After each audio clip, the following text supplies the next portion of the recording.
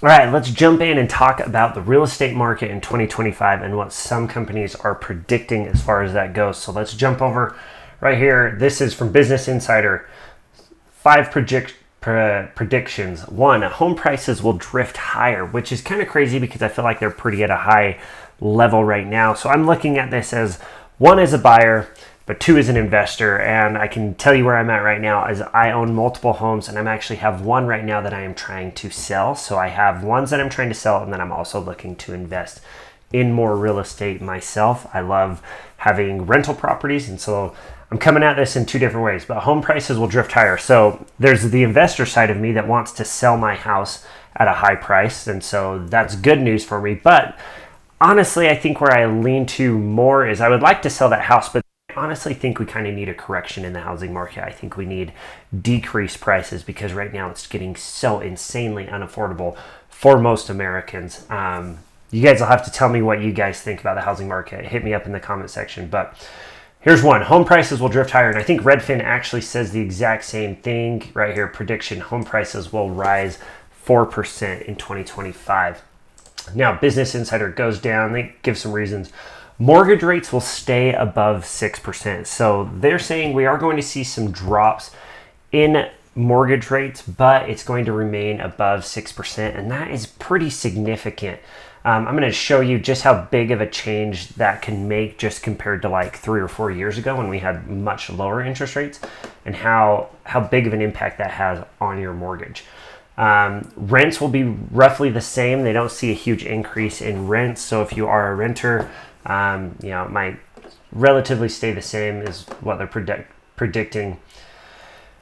Number 4, the market will be high on housing supply, which I kind of think is funny that they have this as a prediction. I think RedFin does it as well. We can go through RedFin. But the market will be high on housing supply. Now, typically, when you have more supply than demand, then you're going to see a decrease in price. So I thought it was funny that, projection number 1 is that house prices are going to increase, but supply is also going to increase. We're going to be high on housing supply. Those are contradictory items, so I don't know how our prices are going to increase if our supply is also high. I guess we'll have to see. I see a little bit of a housing drop as far as price goes. One, because I just don't think houses are moving as quickly as they used to. And I think we're ready for a drop. People just can't afford houses, right? So unless we have some huge hedge funds coming in and buying all the single family homes so that they can rent those out, I just don't see how our prices will continue to rise if supply is going to rise as well, if we're going to be high on supply. Now, if supply does not rise, then yeah, we're going to be over demanded for houses and the prices can go up at that point, but we'll see. Home sales will surge. So one of the things they predict is that home sales will increase in 2025.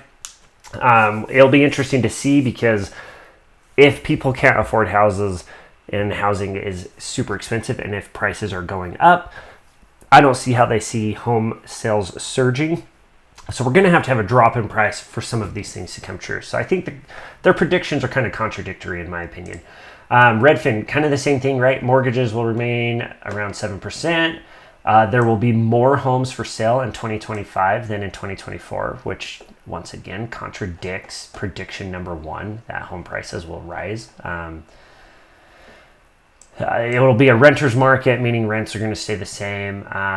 Prediction number 5, this one's kind of fascinating. So fewer construction regulations will lead to more home building. Now there's another right here, this Trump bump. This is an article saying, hey, currently regulatory costs account for nearly 24% of a home's price. That's approximately $90,000 for an average U.S. home. So if DOGE comes out and says, hey, we're going to cut regulations, we're going to decrease a bunch of government regulations, and it makes it easier for people to come in and start building homes, then we might be able to cut some of the costs on that home, which once again, it contradicts prediction number 1 that housing prices are going to go up if we actually see some regulatory cost cuts. Now, obviously, we need to have some regulation on home building. You don't want people who have no training going and building homes. But I will say there's some crazy regulations that it makes it just time consuming.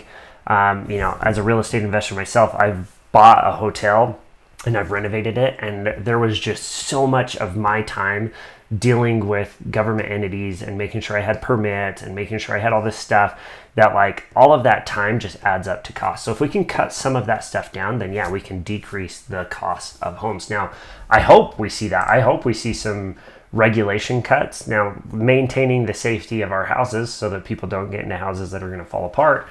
But if we can get into them cheaper and make it less expensive to build, maybe we'll see some more houses being built. So wealthy people will pay less to buy and sell homes as commissions decline slightly. That's real estate stuff. Honestly, a lot of times I use realtors in some instances, but not in all instances. I like to avoid them if at all possible. No offense to my real estate realtor friends, I guess, but it's hard to cough up 3%, 6% sometimes, right, on commissions. So commissions will go down. The real estate industry will consolidate, and there's a whole bunch. The ones I wanted to focus on are these top ones, these home prices. So let's jump in and take a look at median prices of homes. And this is where I'm going to kind of show you how big of an interest rate impact has on things, on your mortgage, how much you're going to spend. Let's talk about the rise in the sale and the price of homes compared to the average salary as well. So this is the median home price for the last, like, clear from the 1960s. So as you can see, in like 1980, it was like $63,000. Now up here, right, this is right when COVID started hitting. We were down at like 320, and then it just skyrocketed in 2 years, and it jumped to $440,000. Now, since then, interest rates have increased dramatically. We had extremely low interest rates here, and we saw a corresponding rise in prices. And that's typically how it works. If you have a decrease in interest rate, that's going to make it your monthly payment more affordable. And then the market's going to naturally adjust and increase the price of a home.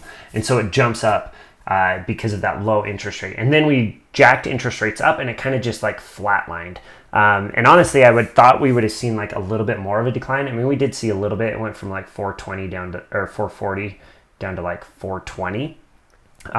But it's also saying, hey, we're going to see some increases in prices in 2025, which we may if we see a decrease in interest rates, which we've already had a few decreases in interest rates. It's not been significant, but we have dropped a little bit. But I would have thought we would have seen a bigger decline in price with the high interest rates. But there's a few things that could affect that. Low supply could be that. But man, honestly, you go and look almost in any U.S. city, and there is supply, and there's supply that's been on the market for a long time, and I'm starting to see people drop price to try and sell it. I mean, I've personally been that way. I have a house that I'm trying to sell, and we're dropping price because houses just aren't moving as quickly. So we are starting to see a little bit of a decline, but still pretty high. $420,000 for the median home.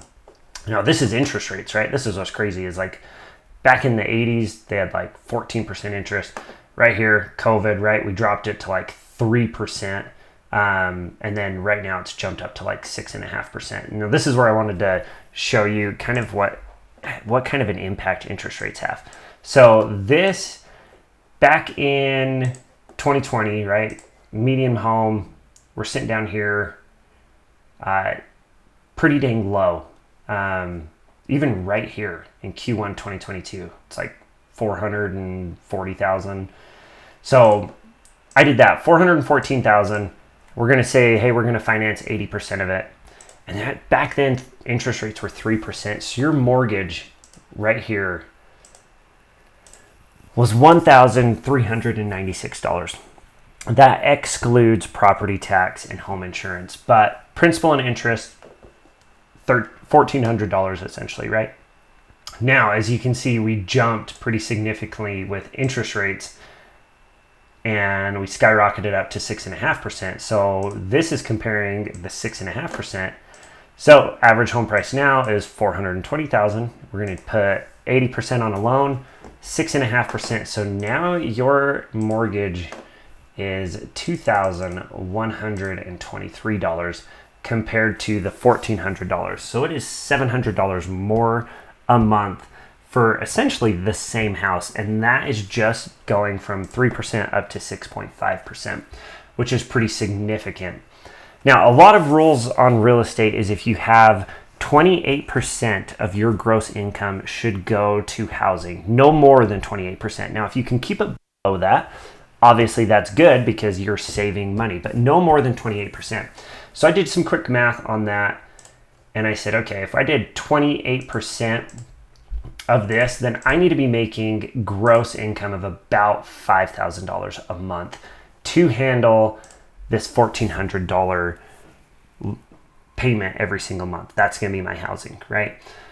So back then, $5,000 a month, that's $60,000 a year. That is in 2022. That was what you're seeing, right? But now, because it's jumped so much because of this high interest rate, now you need to have $7,600 a month to maintain that 28% rule.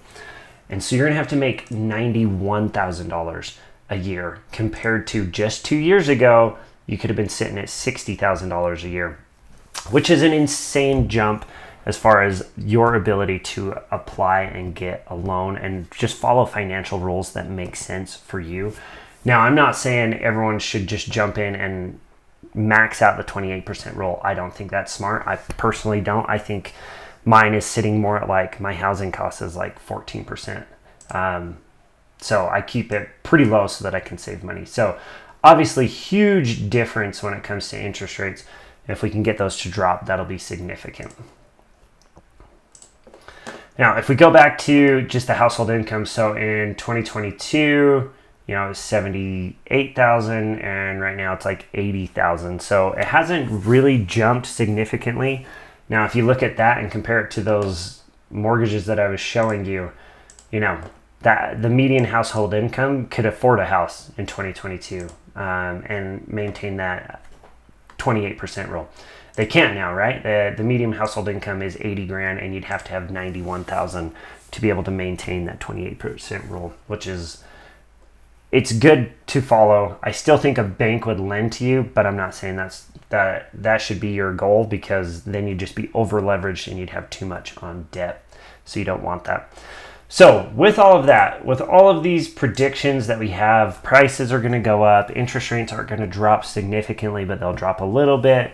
Supply is going to go up, which I still think contradicts the amount that the prices are going to go up as well.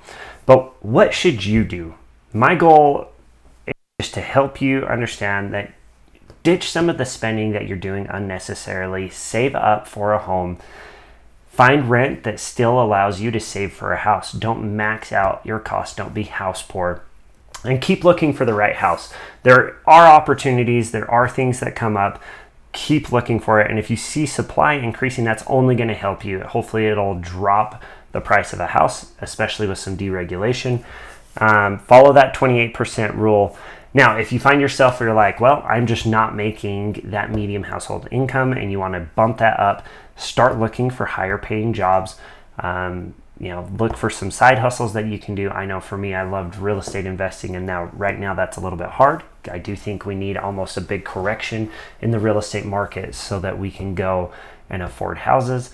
But, be smart with your money, start saving, and hopefully we can see some good changes in the housing market in the future. Now, if you found any value in this content, please hit subscribe. Thanks for watching. We'll talk to you guys next time.